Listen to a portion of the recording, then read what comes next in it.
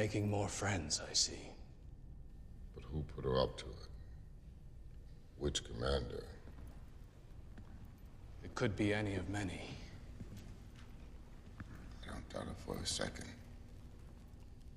Commander Rocco. Lord Marshal.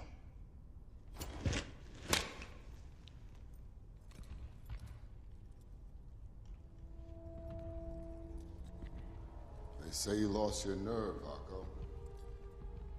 After that big swing and a miss. Is that what they say?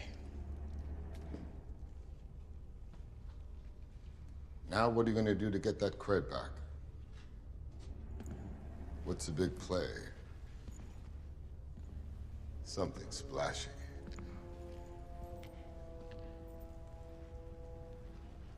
Actually, I had in mind something different.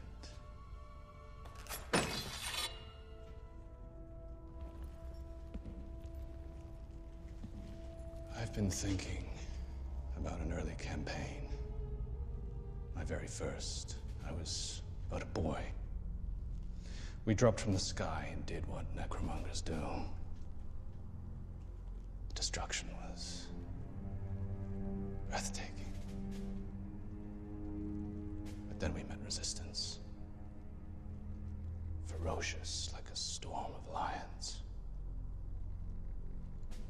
Each one of them killed over 100 necro before their weapons failed.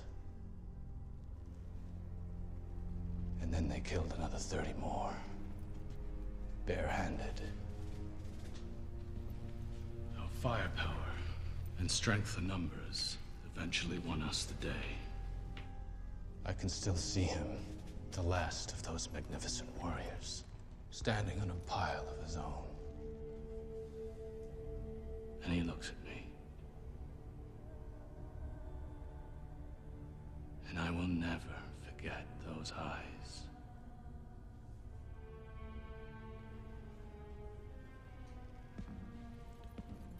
His eyes were just like yours. The planet was Furia. I know what it's called. You just don't know where it is. I need charts. I need maps. Impossible. I need a direction. Purged from all records, as you well know. But you remember where. So many worlds. The only map left in existence is the one that's in my head. Riddick.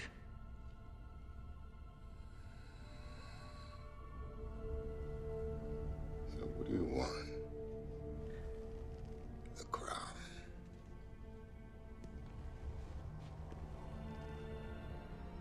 Transcendence. Crone. Break off a ship. Riddick's going home. Hello. Welcome to the Hobby Train. I'm your conductor, Nicholas Spade. Please like, share, subscribe, and comment on the train. That way the YouTube algorithm can stop trying to send us to Ohio for some strange reason.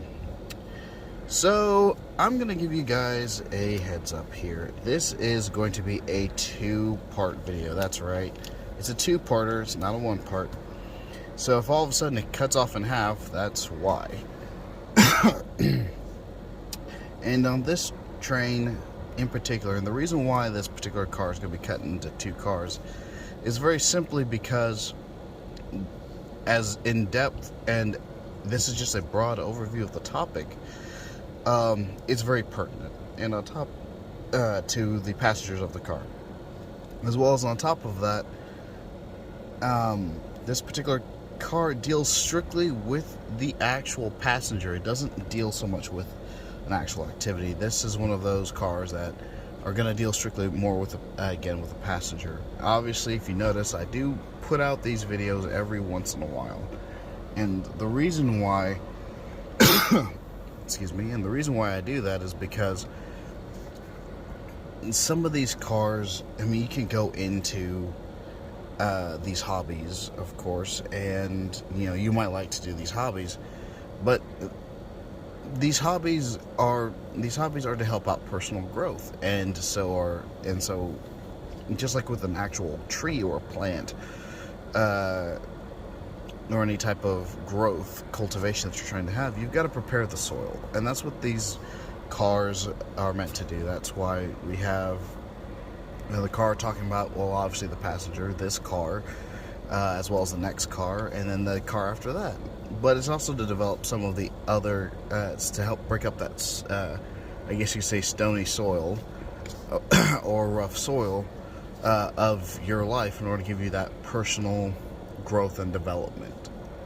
Okay, but if you could tell from the title, or not only the title but also the intro video, this car is dealing strictly with warriors.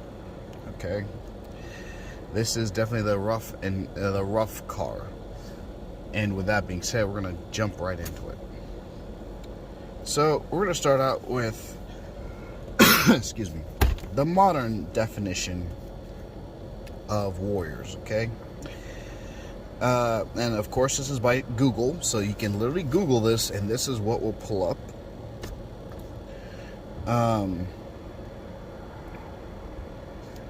And also, now we're going to do Google, we're going to do the Webster's Dictionary, and we're also going to do the Urban Dictionary. Yeah, that's right. Even the Urban Dictionary's got their own version of this. So I'm going to first read off to you the Google definition, and this is in quotes, by the way. By Google standard, it's especially in former times. That's kind of like in italics or capsulated. A brave or experienced soldier or fighter. There, and using it in a sentence, is the warrior heroes of ancient Greece. Or any number of standing poses in yoga in which the legs are held apart and the arms are stretched outward. Yep, that's right. Google thinks you're a relic or a yoga pose. And when I say Google thinks, I'm talking about the entire company. I'm not talking about just the algorithm. It's the entire company if they added that in there. But let's see what Webster's and even the Urban Dictionary have to say about this. So Merriam-Webster says, for warrior, a person engaged or experienced in warfare. Broadly, a person engaged in some struggle or conflict. Again, relegating that to in the moment type thing, and that you're kind of that's a blase past thing. Now, the Urban Dictionary version is honestly, it's a very skewed definition by my own personal estimation, but I'm going to go ahead and read it to you. A warrior is someone who tries to fight through everything that brings him down. A warrior is someone who is resilient, who is selfless. They wake up before dawn and they end up going to bed at midnight. They sleep very little because they know they have important people to love and take care of. In a world, the world would stop without them. In everything they do, they put others first. They fight through the tired, the fight through the stress, the anxiety, and are special. They always think that they aren't doing enough. Excuse me. When really there is no one in this world who could carry as much as they do. They are almost perfect, besides the fact that they rarely let people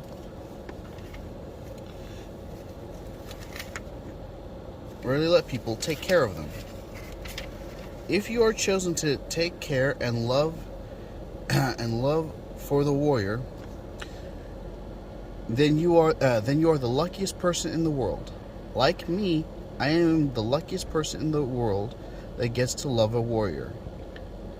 End quote. Yes, that is from Urban Dictionary. I'm not gonna lie, that sounds like a feminist wrote it. Or a feminist, or some type of ist wrote it. Because, and in fact, actually it was written by a, I won't put their name on YouTube because that's just horrible to kind of blast somebody out like that. They don't even know me. But it was written back in 2018. That's not what a warrior is. Not at all.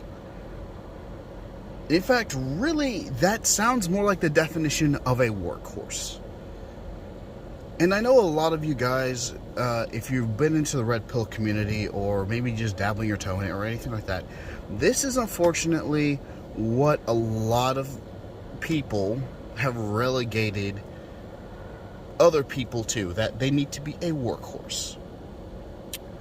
Because if you notice, especially in the way this passage is worded, they're doing all of this work, even to the point of being detrimental to themselves for other people, but these other people do not reciprocate. Now, I know that there is always the theory of thought process that a warrior is supposed to be selfless and that he's not supposed to take care of himself. But to quote Dennis Quaid from the movie Dragonheart, Dragonheart. Okay, calm down in the comment section. He says, honor will not feed my belly nor shoe my horse.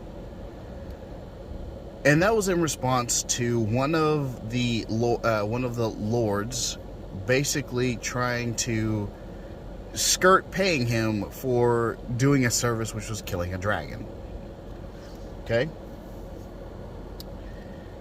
And being bluntly honest, he's telling the truth. You know, a warrior, you can't take care of your day-to-day necessities when no one else is giving back to you. So,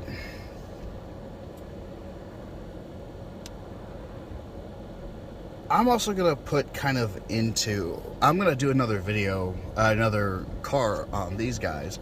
And granted, this may be more suited to the actual the actual hobby train itself, but it still needs to be highlighted.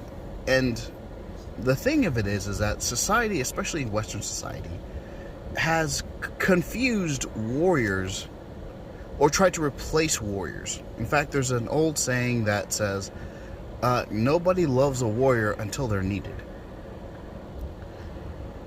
And that statement hangs very true. And the people that have been trying to take the place of a warrior kind of in the spotlight have been athletes. Now, am I saying there's anything wrong with athletes or against athletes? No. Am I saying that they don't work hard? No. Am I saying that they don't train hard? No. Am I saying that they don't bust their butts and sweat and give everything that they can to their sport? No. But are they warriors? No. In no way, shape, form, or fashion, usually.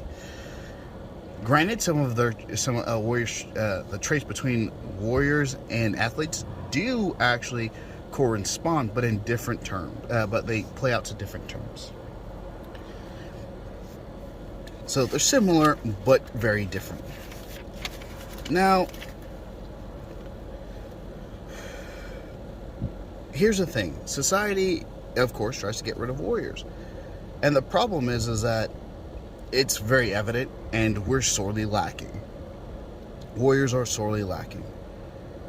And I've already given you what the dictionary definitions are.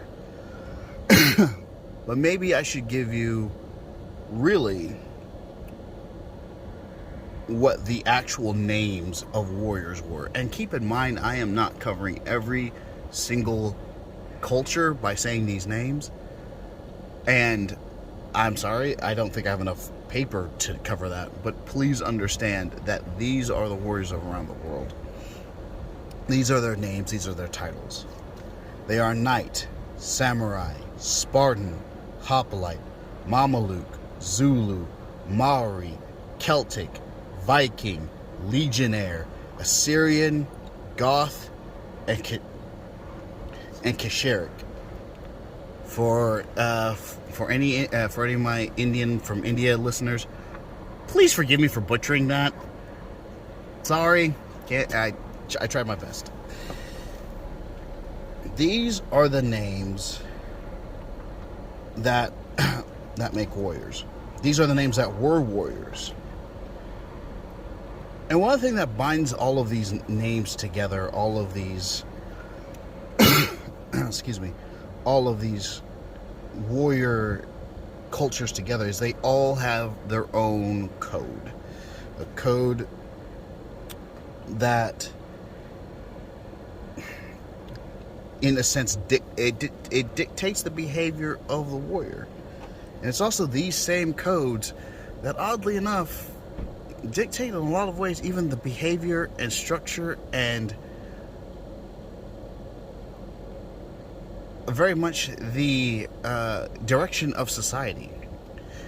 One of the biggest things that I think people don't understand is, especially society, is that they don't understand how important a warrior is. And I'm going to try and get into that. Most likely in the second video, not so much in this one. So, just to say this, I am going to say this very much. There are warriors, there are people who train for battle or combat or as a warrior, which that is part of a warrior's job. And they train for these things, and even though they have these codes, they don't necessarily follow the code. Okay? They don't follow the code set before them or prescribed to them. Do keep in mind that these people exist. It's the phrase, there are bad actors in every profession. And that's exactly what I am saying. Still, I'm going to try and boil down the code, each one of these codes, because I actually have studied these codes for a very long time. And what I mean by very long time is like, oh, a year's long time. No, I spent a good chunk of my youth studying these codes. I'm talking about close to 10 years, if not over 10 years. Just to kind of, just to fix some things even within myself. And the four major key tenets of being a warrior is loyalty, honesty, competence, and courage. Now, are these all of the major points? No, not by any stretch of the imagination. But I'm going to stick with these four. And in this video, I'm also just going to give you the first two. I'm going to give you my notes on the first two. And then the next video, I'll pick it back up with the notes for the second two. And they're not random. And trust me, as broad a topic as these are, they can be videos on their own. But I figured no one wants to sit here and listen to me ramble, or listen to me talk about these topics for literally four videos straight. So I'll go ahead and give you kind of my Cliff Notes versions of each. The first one, and we're started off with loyalty.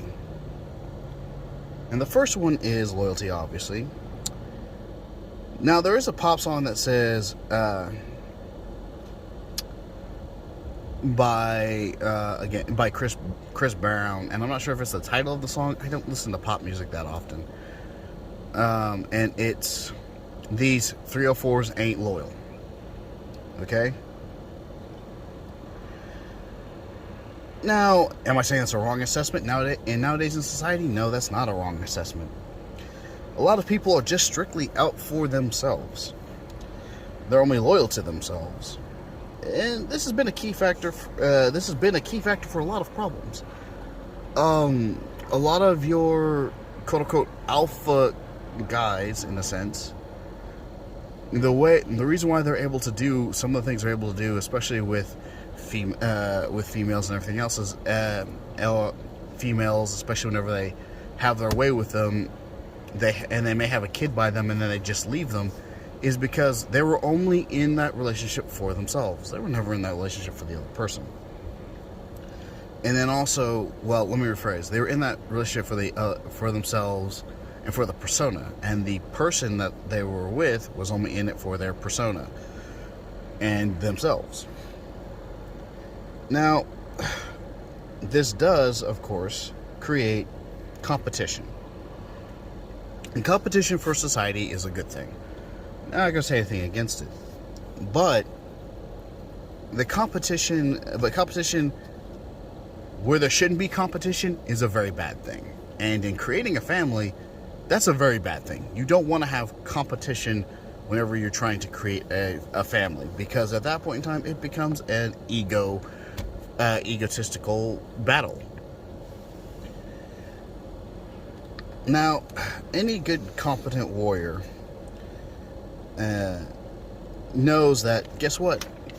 You may be proficient in all of your skills, but there's only one of you, or there's only two of you. And that's an issue. You need more than that. And in order to have more than that, you have to have, one, other warriors, and two, team cohesiveness.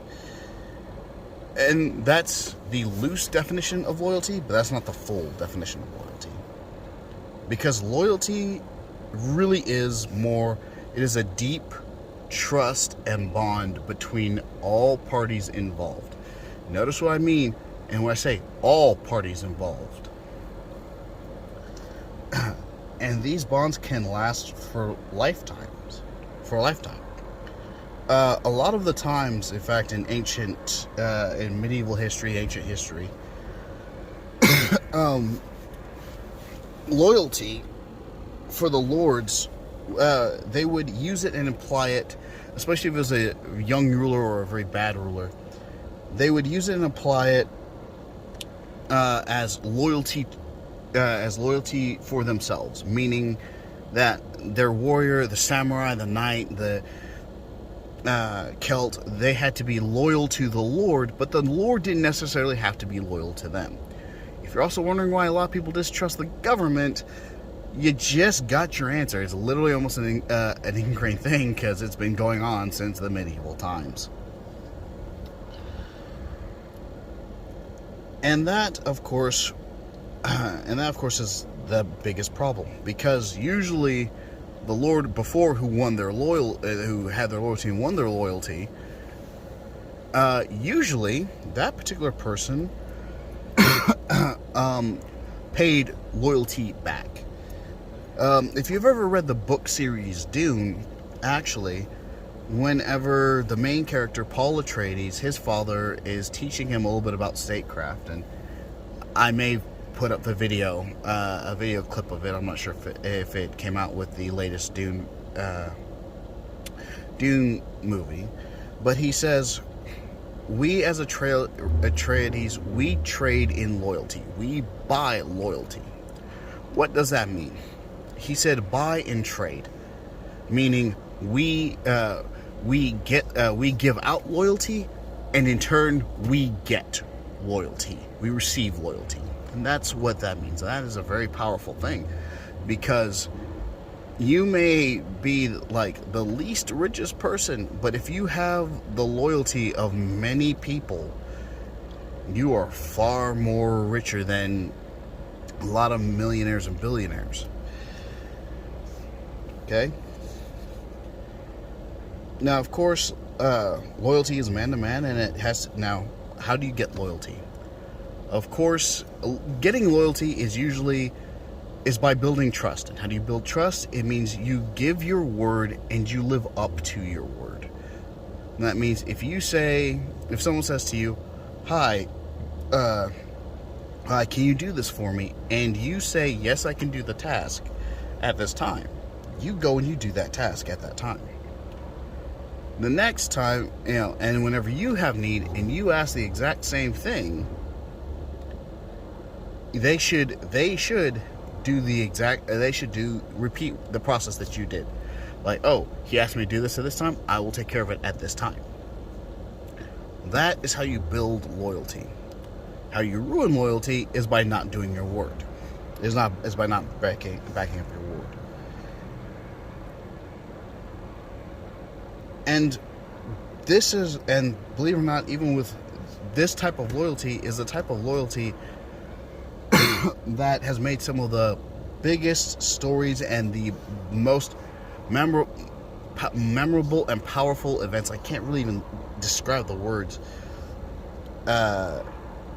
to you, really, to get this type of meaning down. But this loyalty has created the most tremendous and momentous events in history. Especially because with this loyalty, because one of the key principles of loyalty is we are all in this together. That means nobody is sitting up on a perch just watching it all and not doing anything. No one is just sweeping the benefit rewards of what's going on and not participating.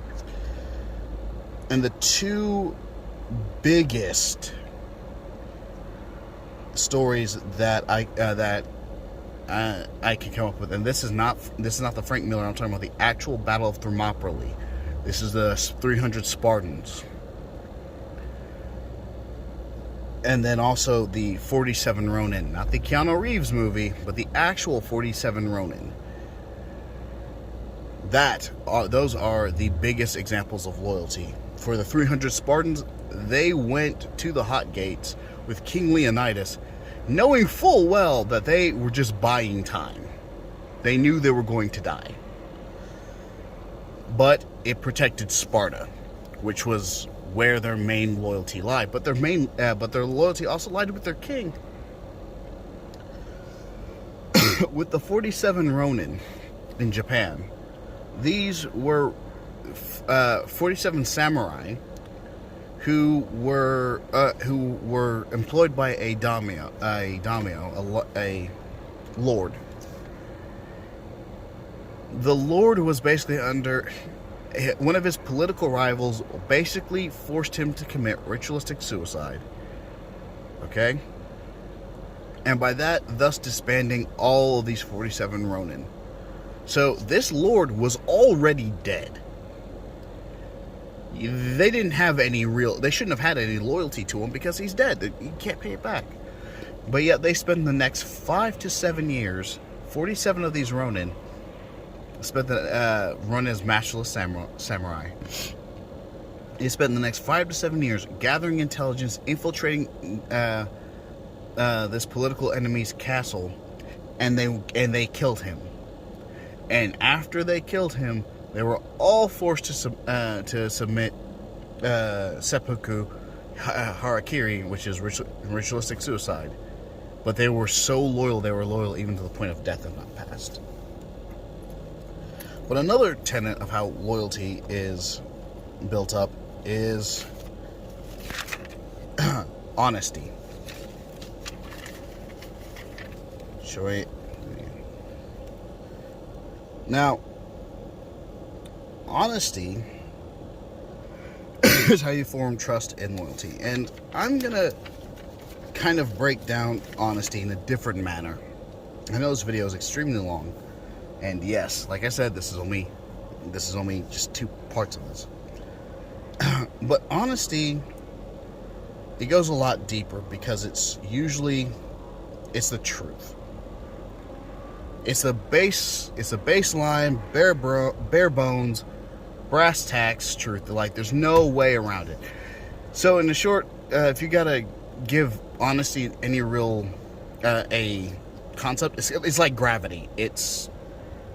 Guess what? It's there no matter what you do or say. But also, I want to say that honesty is like charcoal, pure charcoal.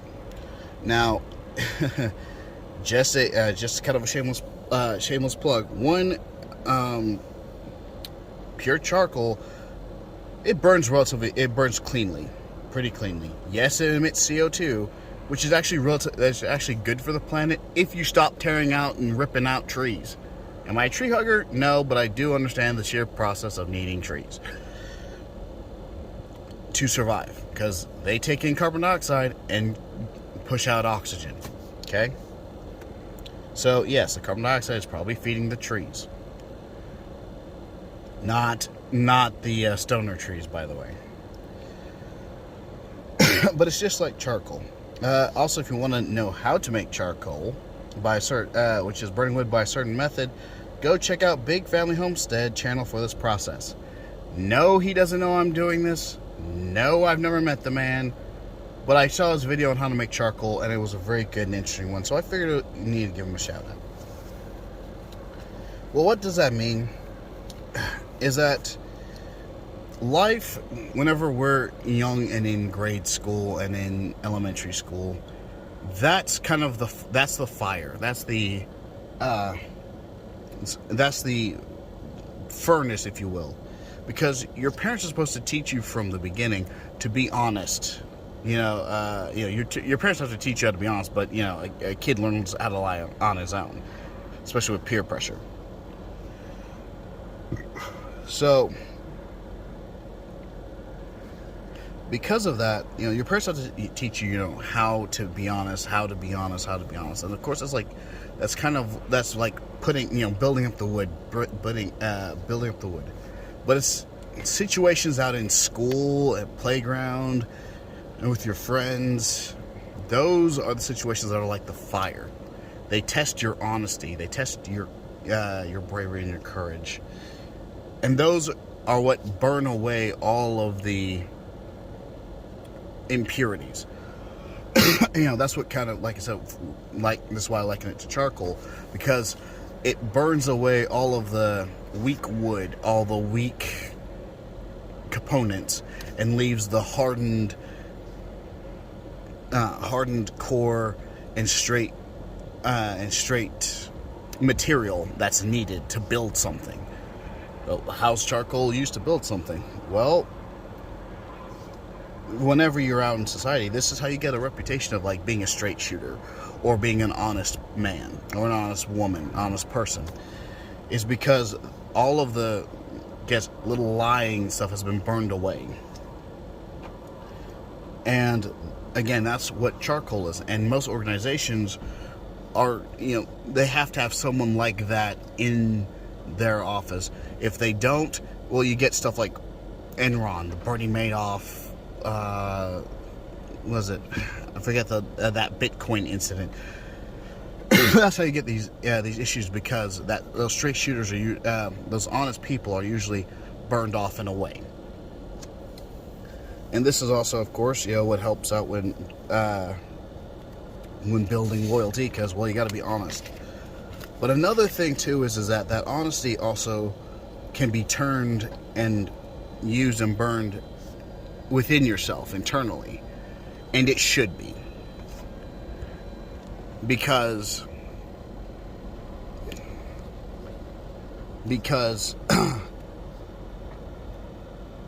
no matter how painful it is, this is what lets you know, whenever you look at yourself on the inside, this is what brings out your weaknesses. This is what brings out your problems. And sometimes you can't do it yourself. If you have to go through therapy, or talk to an advisor, or someone who can help you with it, or go take a walk to think about it and have an honest thought about these issues, this is how this is how you work it out and fix these problems, is with honesty. And this is what everyone should strive for, no matter what. So,